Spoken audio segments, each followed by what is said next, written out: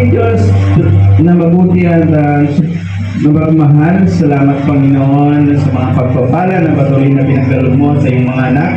Salamat Lord sa pagkakataong itong muli na kami Lord na yung bilang mga anak ay Panginoon na talagang pinagpapala ay nandun Panginoon yung karapatan namin at bukas puso Panginoon ang aming mga palad upang balik namin sa iyo ang mga pagpapalang patuloy mong binibigay sa amin. Salamat Lord sa isang linggong nagdaan Panginoon na patuloy kang nagbigay sa amin ng pagpapala, mga hanap buhay Panginoon na kung saan Lord aming itong pinasasalamatan sa iyo Panginoon.